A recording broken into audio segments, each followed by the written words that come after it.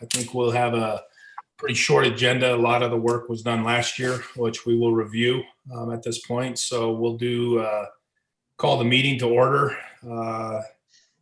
do a roll call, and then also if we can just introduce, because I know there's some new members that have been joining the committee. So I'm Larry Bull, Director of Athletics and Activities, Cherry Creek School District, and serve as the Ice Hockey Chair Committee. If you're a member from the agenda, if you can introduce yourself, school, and then we will introduce the special guest from that standpoint. So Travis, if you can lead us off. I think Travis is coming in just a little bit late. All right, so that didn't work real well. We'll go to Tarita.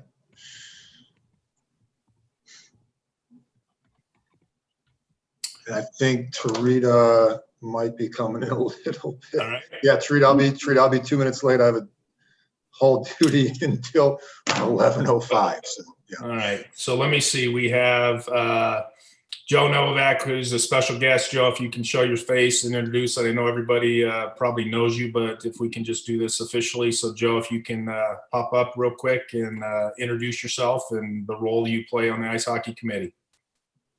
I'm here representing the Colorado Hockey Officials Association as its president and representing all the officials statewide. Thank you for joining us. How about Andrew?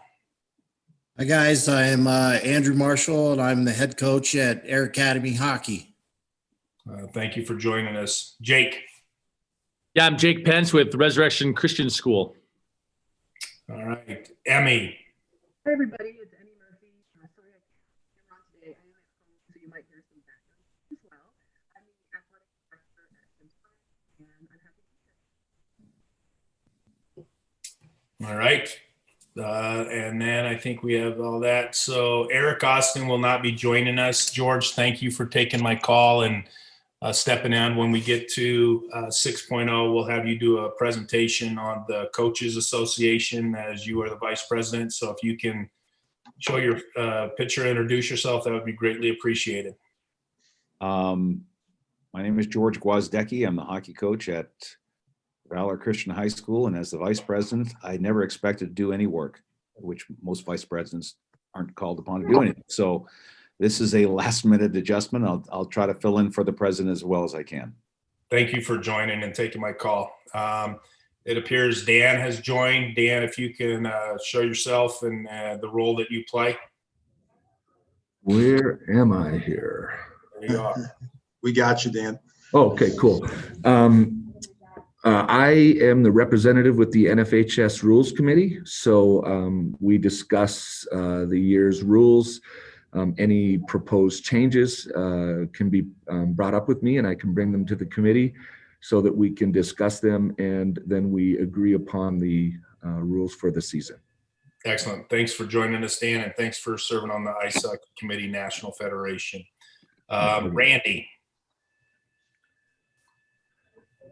Hi, everyone. I'm Randy Canine. I'm help with the website, steelhockey.website, scoring and sports engine. Thank you again. And you've been with us for quite a while and we appreciate everything you do. So again, thank you. And then Jason, I don't know if you're with us. Yep, Jason's here. Yeah, Okay. I'm here. Hey guys, if you don't know me, that'll change. But with Colorado Avalanche, been here for 100 years. We're fortunate enough to work with you guys to host the Frozen Four and help celebrate all the achievements your athletes have. So we look to continue that during this year and years forward. So thanks for having me. Jason, thanks for joining us. And I will tell you from the Ice Hockey Committee, we are very appreciative of the relationship and you've done a phenomenal job bringing some notoriety and opportunities for high school hockey in Colorado. So thank you for that. And then I think Travis has joined us. Correct. Sorry I was late. Travis Avery from Summit. Mountain rep, I suppose. Welcome and thanks for being part of the committee. And then I don't know if Tarita made it or not, but Not yet. No.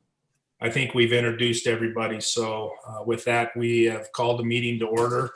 And at this point, Justin, if you can pull up the 2020 Ice Hockey Committee. Yep. meeting minutes, and we can look over those. And again, I think last year we did a lot of work regarding the split of a 4A, 5A, and some of those things. So if we can pull those up to review the 2020 minutes from last year's committee report. Will do. Just got to find that on.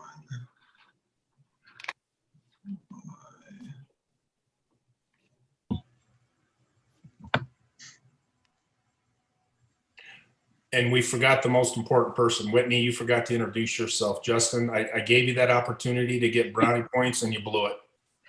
Yes, sorry about that. Hi, everyone. I'm trying to find the meeting minutes from last year. Whitney, you make Justin look really good. And sorry, Justin, I blew that. So thank you for being part of this.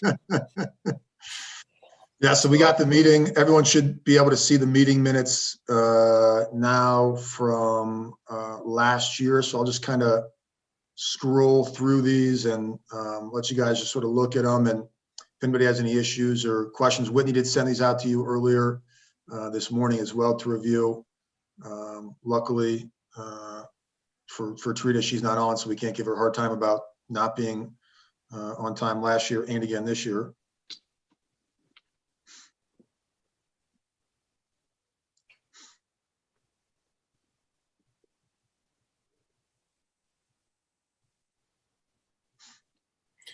Any questions on page number 1 or any things that we need to discuss from that? It looks good from that standpoint. And I know when we get into special reports, people will talk specifically about things. Okay.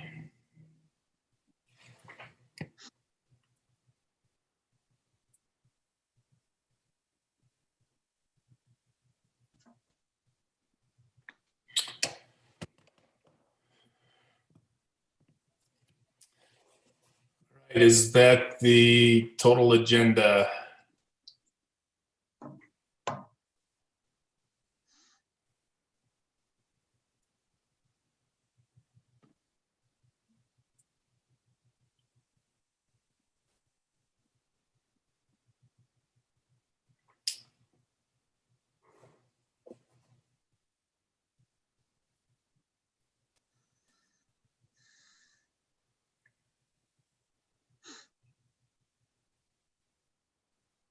Ejections, I saw that on the agenda. That those have been down this year, which is nice.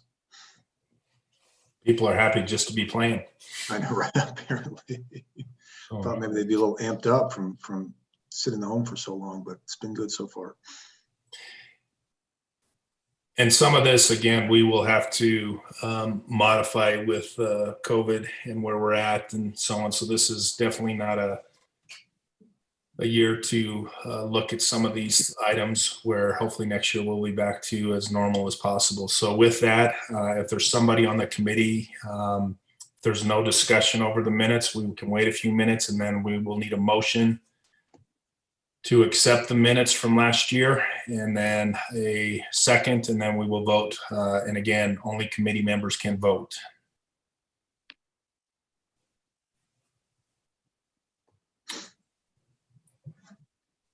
Okay, do we have a motion to accept the minutes from last year? I'll motion to accept. Thanks, Travis. I'll second. All right. All in favor? I guess let's do this. If anybody's opposed, just say nay. Otherwise, we will move forward that we have accepted the committee minutes from last year. Seeing no discussion, we will move to 4.0. Justin, if you can do a CHSAA update and cover the CHSAA items with Season B, COVID, and all the items that are listed on that. Yep, just a few things. I did see Trita came in before, so I'll let Trita, if you want to just briefly, we kind of did some introductions, Trita, so if you want to introduce yourself before I get going. Yes, thank you. Hi, Justin. Yep, hi, Trita. Hello to the rest of the committee. Tarita Walker, I'm assistant principal and principal resident at Denver East High School. Perfect. Good to see you, Tarita. Good to see you, Larry. Thanks, Trita. Yeah, so it looked like you had a little hall duty there for a few minutes. So glad you could make it. And you missed a little jab at you at the committee, at the meeting minutes from last year where you were late. So I was going to make note that we can just copy and paste that into this year's meeting minutes as well. So appreciate everyone being here. If you have any questions, let me know. I don't have a whole lot to cover. Really wanted to talk specifically about season B first. A couple of items from our officials assigners and from Whitney and from Sports Engine piece as well was just to make sure, just to reiterate to coaches that they need to, if we've had quite a few adjustments, which were expected with COVID to the schedule. And if you guys are going to be making changes to your schedule, it's just really important. Some of the coaches have reached out directly to Whitney to let them know of a scheduling change, but we really want to emphasize that you need to reach out, not just to Whitney, but really the important person to reach out to is your officials assigner, to make sure that they are aware that a game's been canceled or moved, the time or location's been adjusted.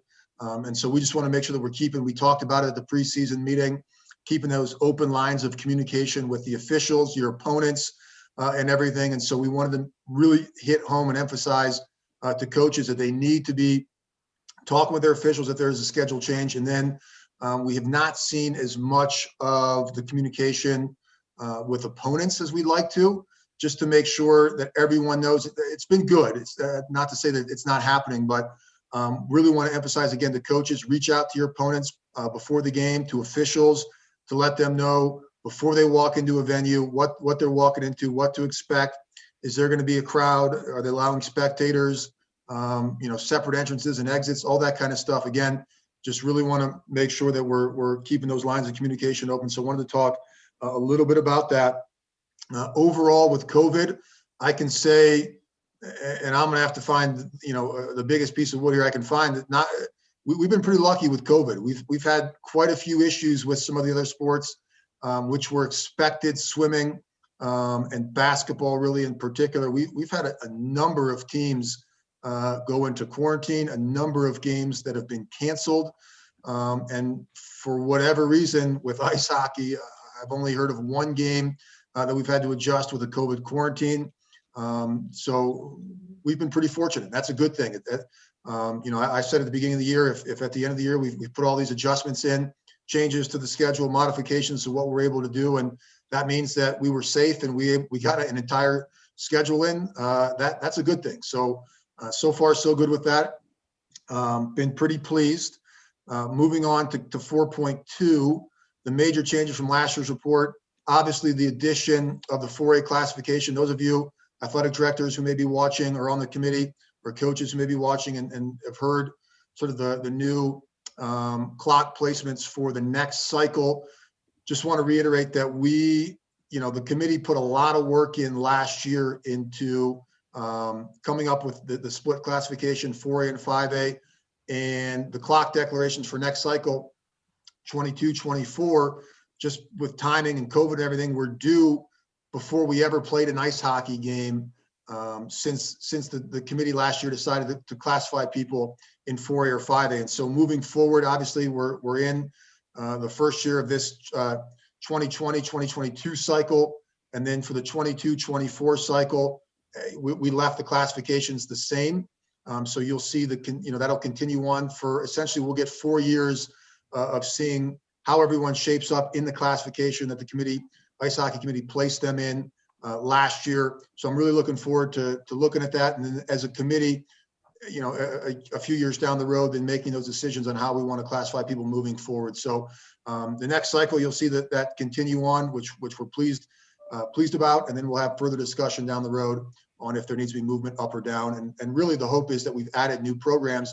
That was part of the reason why we went to a second classification, to really build interest and grow the sport. And hopefully we'll have more teams and obviously then some movement with the classifications.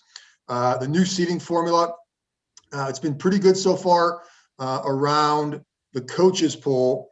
As you guys know, we're in the first year now of the new seating formula where we've got the coaches poll, the RPI, and max preps that'll factor into our seating for the tournament. I just want to, and George, maybe when you go back with the, your next meeting with the Coaches Association, can kind of really hammer home the fact that we want that human element back in the room for seating, and that is the coach. The coach is the only human element that's a part of that process. And so we'd hope for 100%.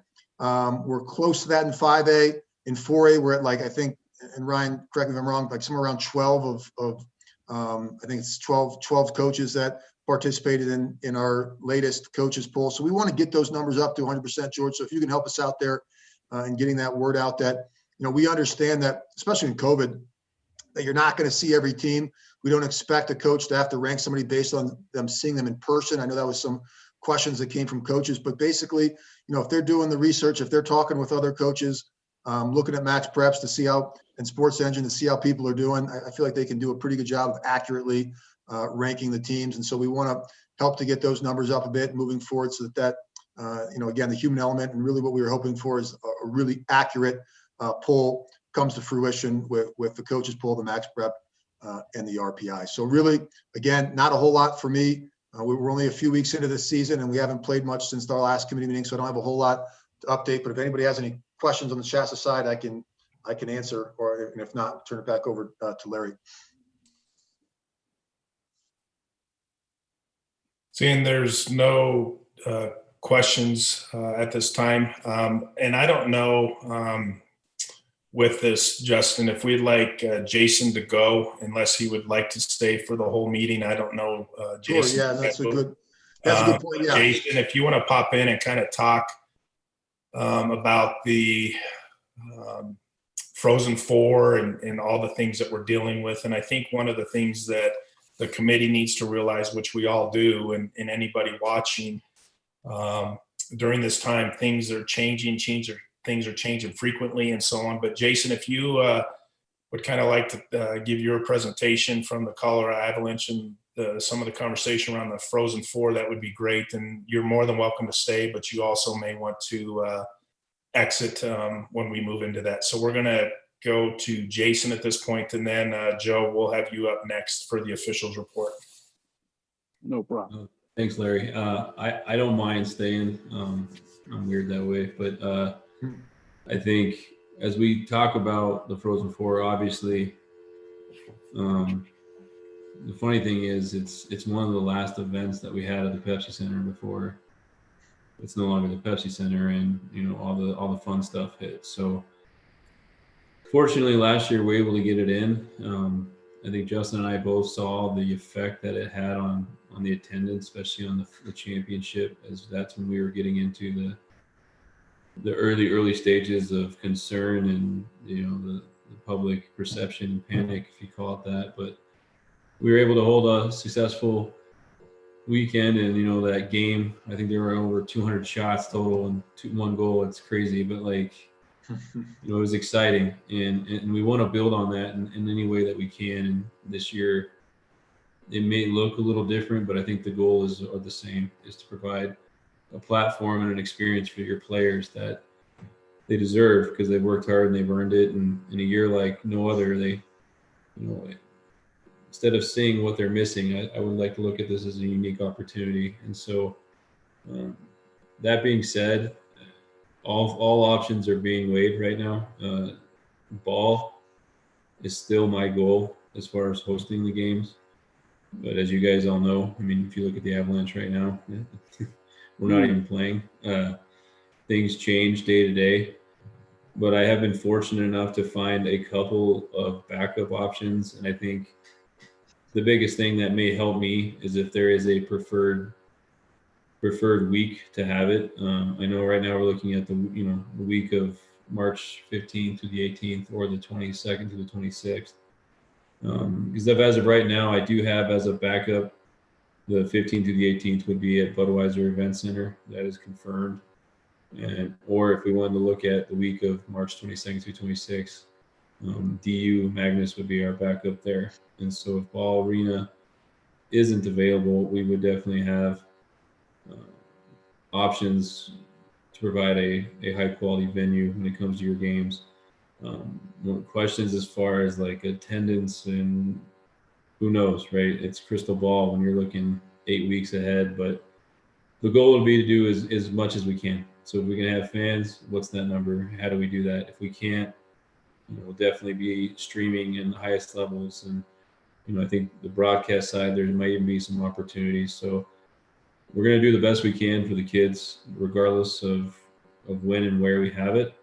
I guess my biggest question right now would be, is there a preferred week, and which one is it? Or are we fluid enough to see which one gives ball a better opportunity? Or if there is a preferred week, at least we know what the backup option is if we don't get Ball Arena, and then we can move forward with that. So that'd be my question to the group at this point is, do we have a preferred week as far as which week we want to host the Frozen Four?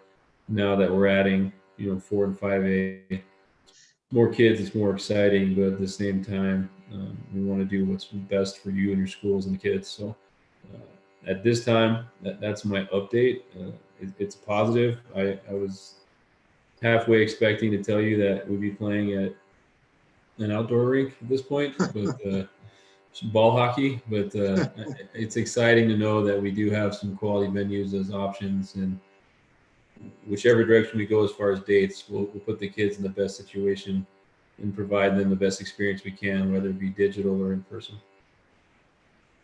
Jason, thanks for that update. And again, I think everybody's juggling what we can do, can't do, numbers and all that. So Justin, I'm going to defer to you with the best date piece, because I know then we get into other sports and other things that come into play. So it does. Let's have you kind of talk what you're thinking, and then maybe open it up to some coaches within the committee.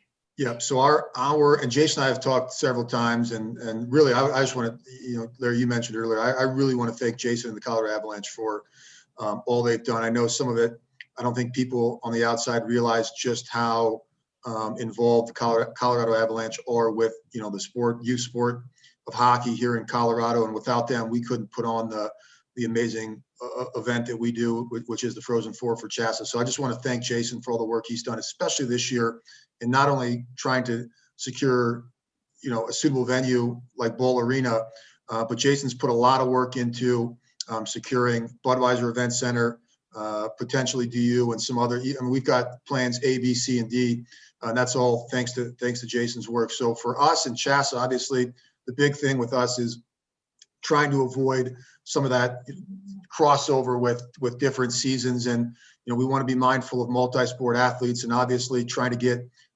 multiple sports in a very condensed season. We are in sort of a tight time frame around our championship event. So the week of March 15th is our preferred time.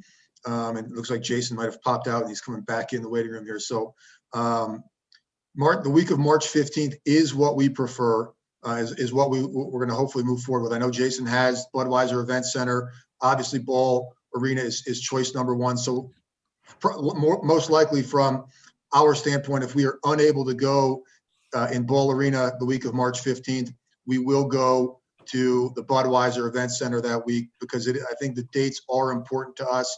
So, we're finishing the regular season. I think Whitney, come in and correct me if I'm wrong, but the Thursday of that week. And so we don't want there to be a long, it's not like the college football where, you've got the Rose Bowl. It's a month after the end of the regular season. So we want there to be a nice smooth transition from the end of the regular season into the Frozen Four. And so the plan will be to go to Ball Arena the week of March 15th. And if that's not possible, to go to Budweiser Event Center that week.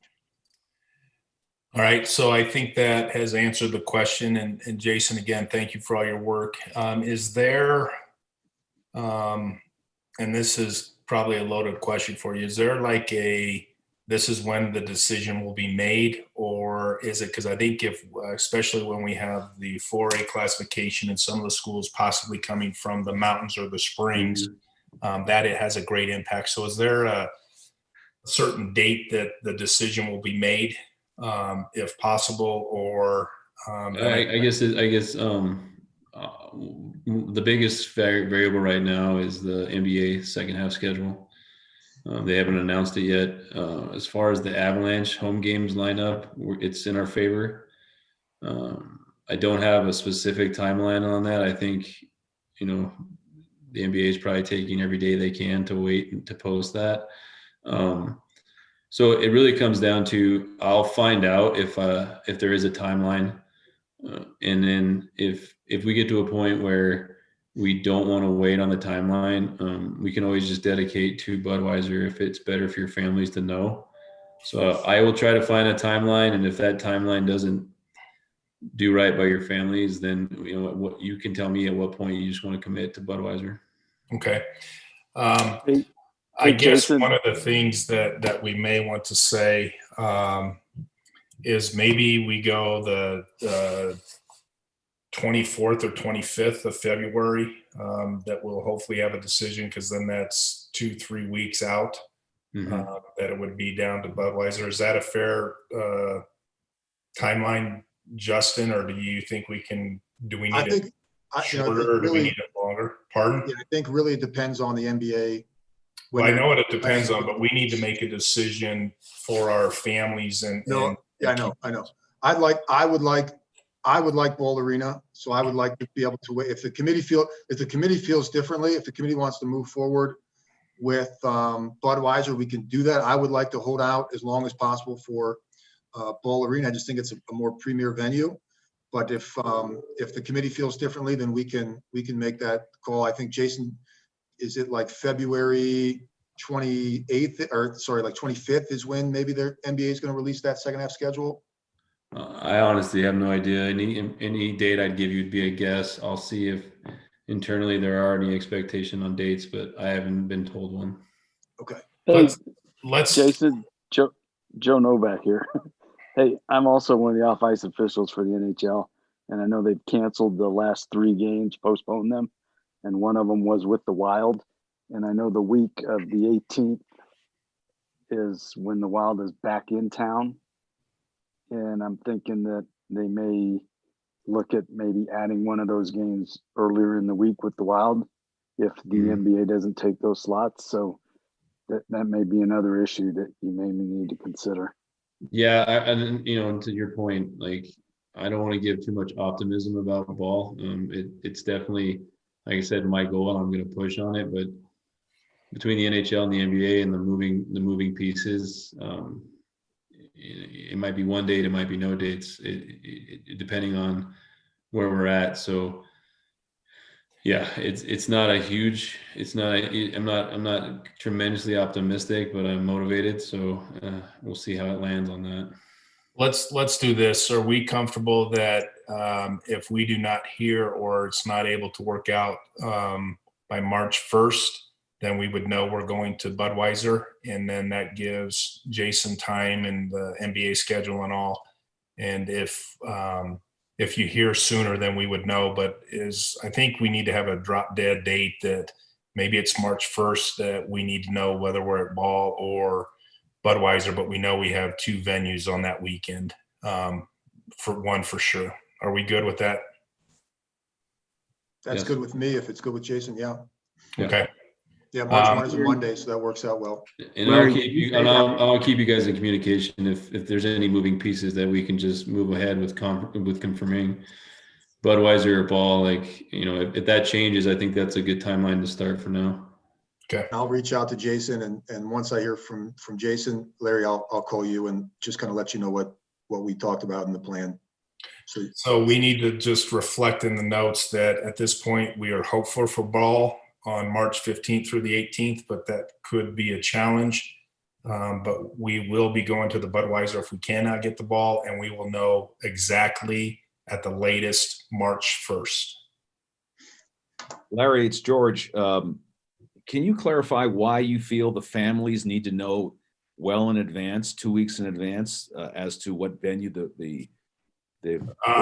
George, we have schools that are coming over from the mountains possibly. And I think we need to owe them for reserving hotels, transportation, and all that. So I think it's reasonable.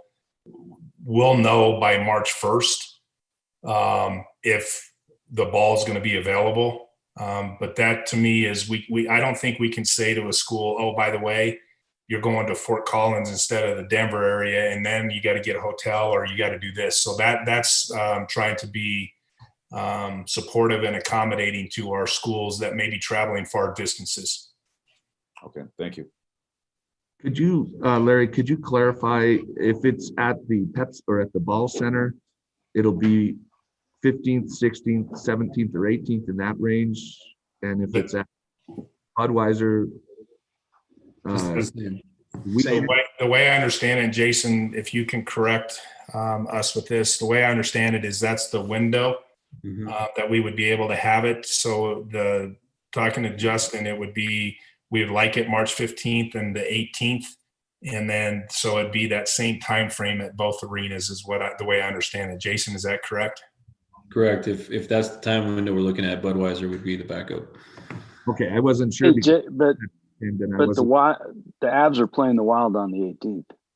Yeah, sometime that week. It'll be sometime the week. Fitting it in between those two. It'd be 2 dates within that window. Yeah, okay. Between the 5th. I mean, honestly, if we go from Monday to Saturday, if we had to, but that week of the 15th. That just happens to be spring break, so it's going to be a bit of a challenge around here. Yeah, and I guess where I would go with that is that's what CHSAA is dealing with the COVID and all the movements and all that. And again, I think that's where we go, because again, it sounds like if you go to the 26th or the 29th, you're an additional 2 to 3 weeks, and that's why I asked Justin first what the best time would be. And you'll run in the spring breaks the next week too for the other schools. Yep. It's just that time of year. So it's the COVID factor, comes with a little bit of patience and understanding because it's a disaster, right? Yeah, to say the least. Okay, Jason, anything else? And again, thank you for all your promotion and again, hyping up high school hockey in Colorado, and the partnership has been amazing. Any questions for Jason while he's here? And again, he can definitely stay on with that conversation.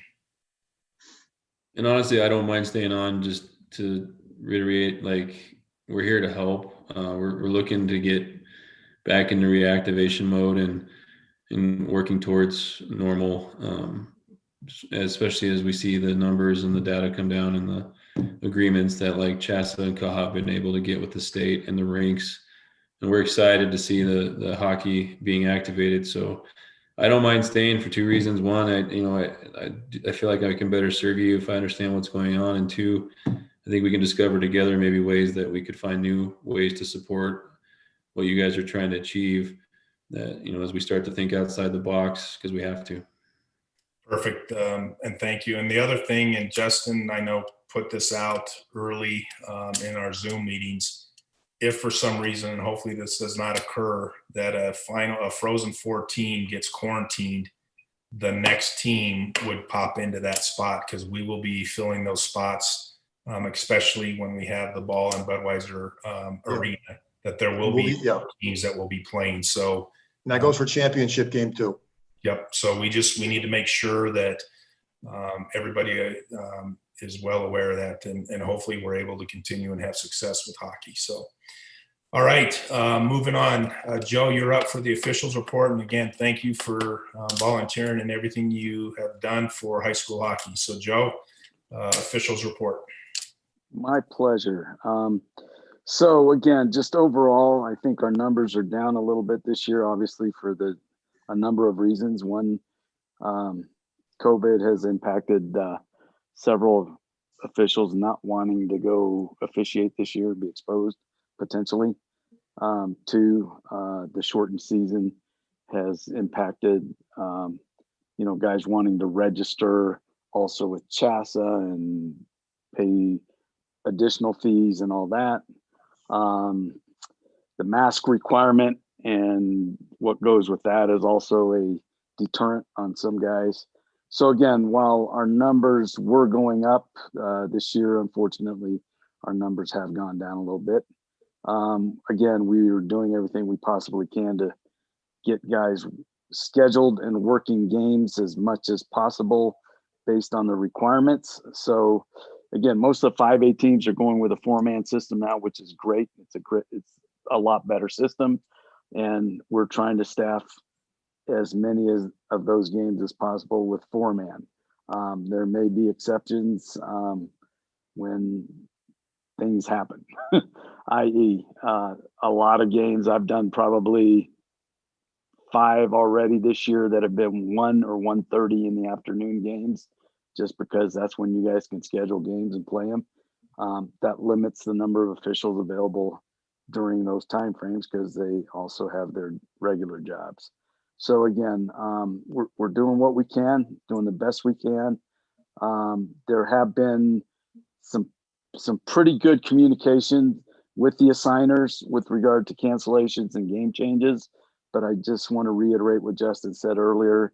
It's really critical that you let the assigners know firsthand if you're going to change any games and anything on your schedule. So please, home team, you're the ones that are responsible for that. Please communicate that to your assigners. Let's see. We've had a little bit of a concern right now with travel and fees. And I just want to reiterate that if we can make sure and get the word out to everybody that, yeah, the fee did go up from 60 to 61.25, I think it is, for a varsity game, and from 45 to 45.90 for a JV game. That is supposed to go into arbiter automatically that way. And then the travel for local officials went from $2 to $6. And again, somehow that's being backed out for some reason by either arbiter or the schools. And it's already raised a concern. And then if there is travel required outside of the commuting area, so let's say a guy's coming from Castle Rock down to Colorado Springs and it's more than 25 miles, they are supposed to be receiving the mileage that goes with that. So again, those have been some of the issues that our officials are already harping on and concerned about, and choosing not to work high school games now because they're getting paid doing other games instead. So if you guys could please just reiterate that word out to everybody that we need your cooperation on that so we can continue to have our officials work high school instead of choosing to do something else. The other part, the mask issue, for the most part, I think guys have been willing to do that. They're having to adjust the way they do it. And I just want to be really clear, if you've ever worn a face mask with glasses, you know how easy it is for those to fog up. Now imagine wearing a helmet with a half shield and having your face covered and skating in a cold arena. You can't see. And so for safety purposes, we've told our officials that during play, while you're skating, you can uncover your nose with your mask so that you can, one, breathe, so that you can see when that puck's coming at your face or that stick's coming at your head, and you don't get clocked.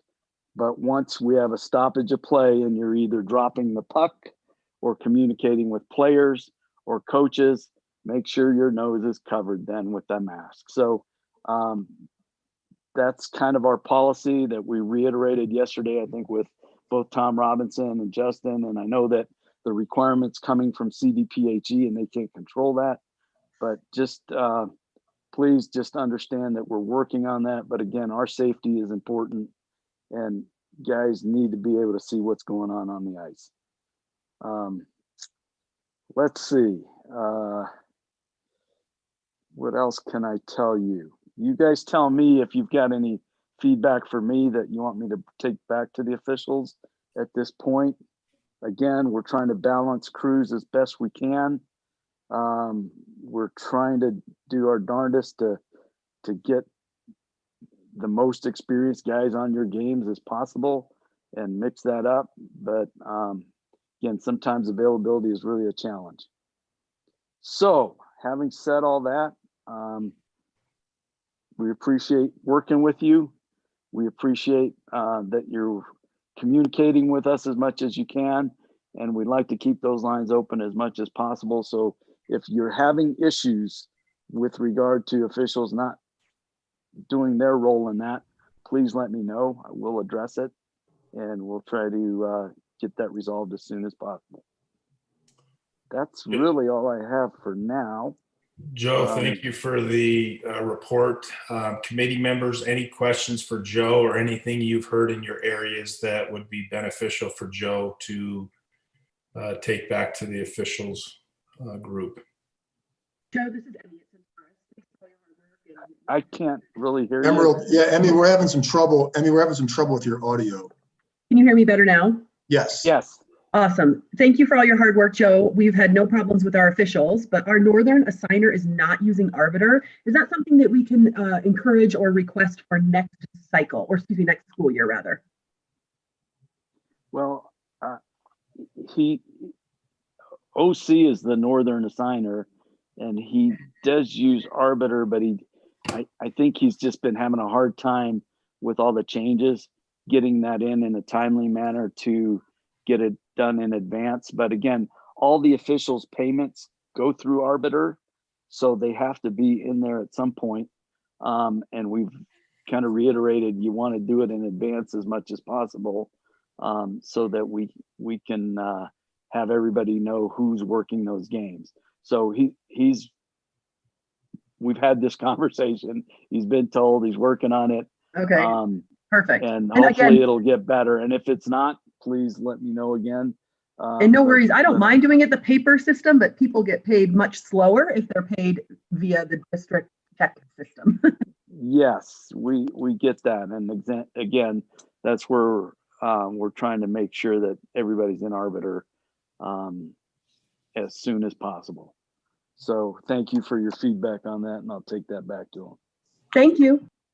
Hey, Emmy, is there, do we know why there's the issue? You know what? I don't know. All of my other sports transitioned to Arbiter, I believe, 2 years ago with a lot of success.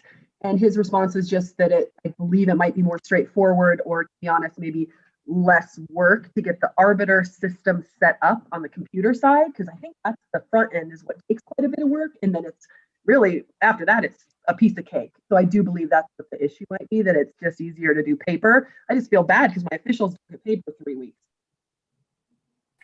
Yeah, he doesn't, we don't do paper. All our officials, all the other systems are used as Horizon WebRef for hockey. So everybody gets scheduled based on that, all the different leagues. So it's easier for us to assign on Horizon WebRef and then transfer the high school stuff over to Arbiter, because then you can see conflicts with other leagues. So for instance, if I'm working a junior game, or if I'm working a youth game, it's showing up on Horizon that there's a conflict there. And that way, then he knows whether to schedule me or not for that 1 o'clock game on a Tuesday afternoon. And then what he should be doing is transferring that assignment over to Arbiter as soon as possible. Okay. Understood. Thank you.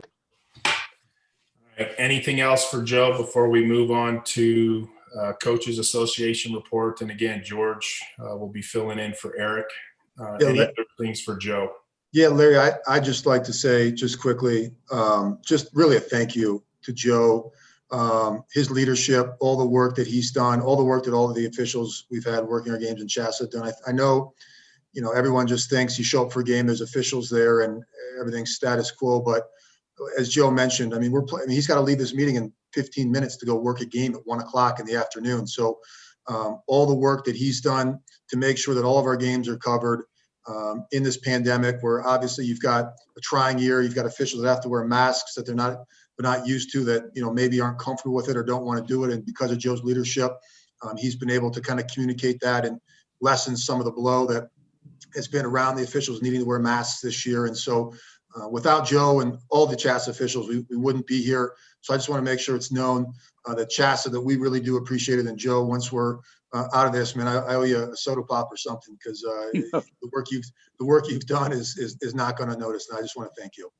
Well, thank you. But again, it's been a team effort by everybody on the committee. So Appreciate it. And, let's keep working together.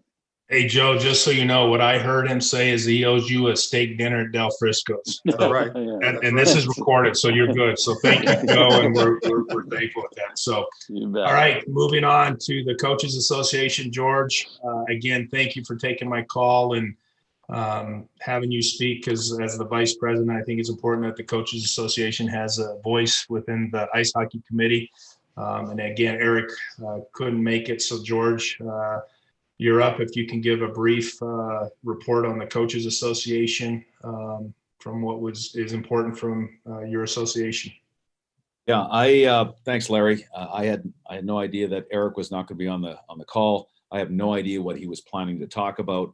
But I will say that from my standpoint, I don't think hockey at the high school levels have ever been stronger in Colorado right now with the number of teams that are playing, with the new 5A, 4A classification, and then an additional rink that we're gaining from the new South Suburban Sports Complex opening just a few weeks ago.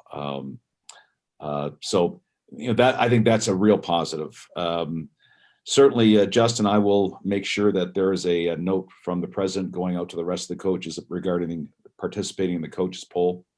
I think your message was strong and well heard from hopefully those who had not been participating previously. But if there are those who are still not doing it, I'll make sure that the president gets one out.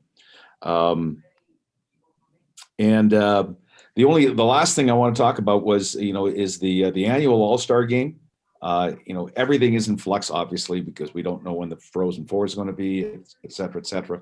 But I will say that high school hockey in the state of Colorado has been recognized not only in this state, but outside of the state. The National Invitational Tournament, which is probably the showcase event for high school all-star teams to show junior coaches and college coaches and even the NHL scouts what the top talent is, has invited Colorado to participate.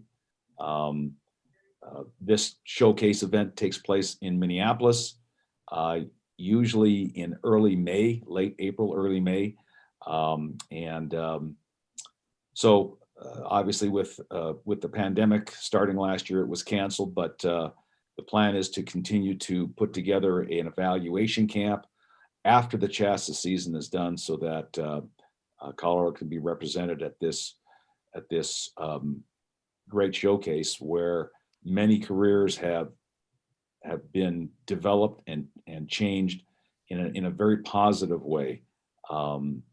A number of states are represented at this event, and so it just, as I said, it really shows the extent of how high school hockey in this state is growing, and the perception not only within this state but outside the state, which is a real positive.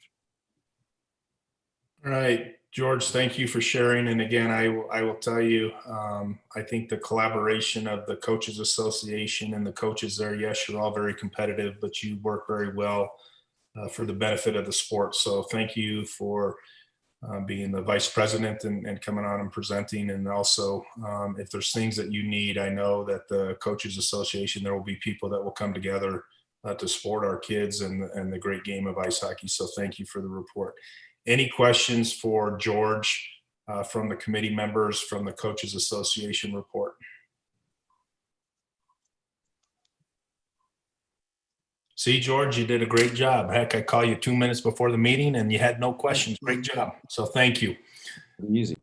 All right. Now moving on to 7.0, Randy, Sports Engine update. And again, Randy, thank you for all that you do for high school hockey and actually hockey, because you're the guru when it comes to Sports Engine. So thank you. But if you can give an update on the Sports Engine, and then if there's any questions from the committee. Thank you. I'm not sure that I'm the guru, but yeah, I guess first off, appreciate CHSAA being on the Sports Engine platform with all the other hockey play going on in the state. So That's first off. Second, from the management standpoint, outside of the pandemic, things have gone very smoothly again on Sports Engine. At least from my standpoint in terms of setup and whatever. The only other thing that I was asked by Paula to put out to the group here, and it's already been mentioned several times by Joe and Justin, but communication when changes are made to the system. So in terms of scheduling officials and your opponent, that sort of thing. So I think that's pretty obvious. But outside of that, things are going well. And with that, I guess I'll just open it up for any questions. All right. Any questions for Randy from the committee? Okay, we're doing pretty well today. So Dan, don't mess us up. You got the NFHS report. So thank you again for serving. It's a great committee where you go and talk ice hockey. I was fortunate enough to be part of it. And again, thank you for saying yes to that. And you're up to do your report on the NFHS. Perfect. Well, it's my pleasure. And thank you for asking me to attend those meetings. One thing I would like to address is the NFHS sends out a rules questionnaire yearly that discusses the previous year's changes. I don't know if you guys, many of you saw that questionnaire when it came out, but that questionnaire, I have the results of the questionnaire here, and I just sent an email over to Whitney with this attached because I couldn't figure out how to show my my screen to present it, but that'll give you a good idea of the checkup on the current rule changes. And then they have coaches, officials, and state representatives, and by percentage they'll tell you whether people are agreeing with the rule changes or how well those rule changes were received by the hockey leagues in general. So those that is a very useful tool for us for building the new rule changes for the next season, and for verifying that we're going in the right direction. But one of the things that we have here in Colorado is if anybody has any specific rule changes that they would like addressed, I can bring them up to the committee on the national level. And then we won't have to maybe necessarily look at them as local rule changes or as something we just do in Colorado. It's probably best if we learn how to fold our rule changes into the national federation. So what I guess I'm asking is if there's an opportunity or if you have anything that you'd like to discuss concerning rule changes for the upcoming season, to please email me those recommendations and I'll get them into the committee so that they can be on next year's agenda, and then they'll be voted on. And if accepted, we can make those changes national changes as well. So that's really where I'm at. I have this rules form. I can get it to Justin or Whitney, and she can maybe get it out to any of you guys who might want to look at it, the questionnaire. But it's a pretty comprehensive survey of the changes we made last year and how they were received. So other than that, I think we're in good shape with the National Federation. Dan, Okay, and that's what you just sent me, right, Dan? Yeah, I couldn't figure out how to get it up there, Whitney. I apologize for being so late, but No, that's okay. I can definitely send it out. Okay, yeah, if you can do that. If you can send that out, that would be great to the Officials Association and the Coaches Association. And Dan, knowing that you're part of the Coaches Association, maybe that's something can be on George as the Vice President can get to Eric, that you guys talk about rules or things with that and input from Joe. So again, thank you for that.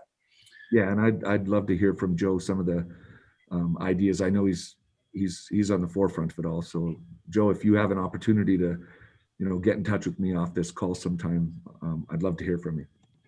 You bet, man. Thank you. All right, moving on. Any additions to the agenda 9.0 before we get to the calendar review of next, the second year of this cycle, and then adjourn. Any additions that the committee feels we need to discuss this year? And again, a lot of the work was done last year, but wanted to open it up to the committee.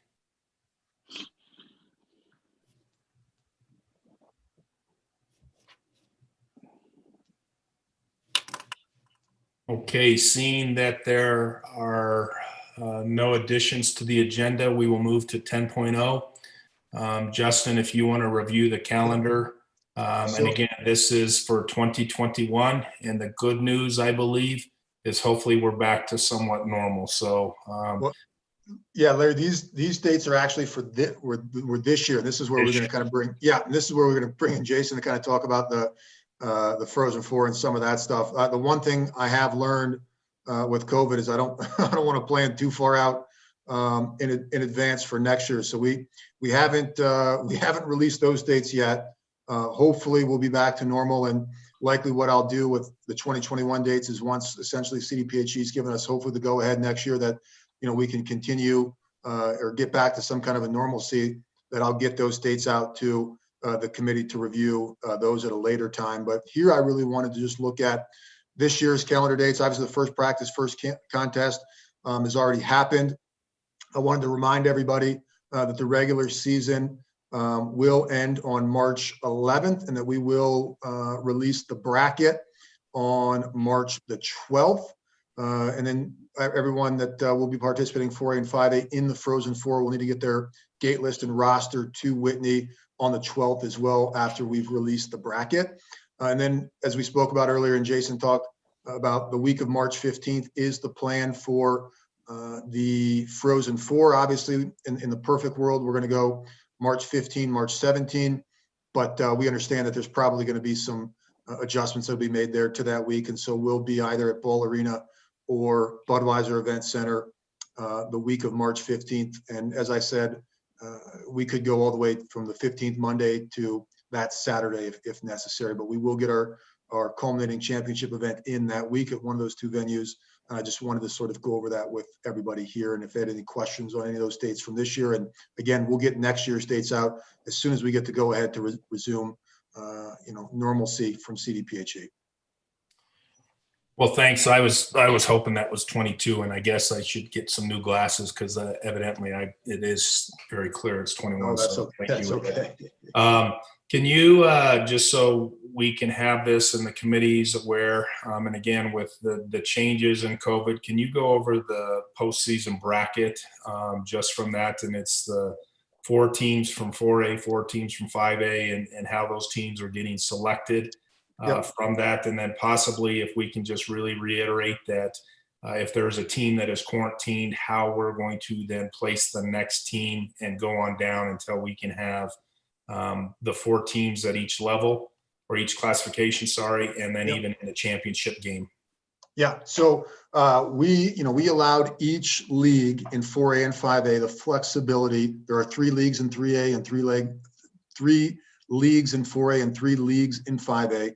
And we gave them the flexibility to decide who their automatic qualifier will be. And we're really intentional with the wording there, automatic qualifier. We want to get away from saying they're league champion, because we understand that with COVID that it might not be the league champion, because they might, everyone may not have gotten the opportunity to play each other, or there might be a situation where the league champion's in quarantine heading into the Frozen Four. And so each league will determine, and they've submitted to Whitney and I how they're going to break that down, but who their automatic qualifier from their league will be. And then that'll make up 75%, 3/4 of both the 4A and 5A Frozen Four bracket. The 4th team will be an at-large team that will be determined using the new seeding formula, which we talked about in the CHSAA update, which uses max preps, the coaches poll, and the RPI, blends that into one poll and comes out with what we've seen as a pretty accurate representation of what the seating, what the ranking should be. We feel like it's more accurate than just using one. RPI was used alone in the past. We said we've got multiple data points. Why would we not use all of them? And so we feel like we get a more accurate ranking when we use all 3. So that'll determine the at-large qualifier into the bracket. Again, the plan is to go the week of March 15th. Now, if we run into a situation March 15th where one of the automatic qualifiers or the at-large qualifier has to be taken off the bracket, if it's an automatic qualifier, then we go within the league, because each league will get an automatic qualifier. So if an automatic qualifier is taken off, then we will go with the next automatic qualifier determined by that league. So we're not going to go to the next best at-large team. It'll be somebody from that league if an automatic qualifier is taken off the bracket. If an at-large team if the one at-large team is taken off the bracket, then we will go to the next highest ranked using the new seeding formula at-large team to fill the bracket. And as I brought up earlier, just with all the resources, time that we're putting in, reserving pretty first class venues with Ball and Budweiser Event Center, we will have a championship event. And so in the rare situation where a semifinal winner that advanced to the championship game is not able to participate, then we will take essentially the semifinal loser in that game will move on to the championship, so that we do have a culminating event for our state championship game. So we will have a state championship. We will have 4 teams in the Frozen Four, and that's how we will determine who those teams will be. All right, Justin, thank you for reviewing the dates and being very clear on that process.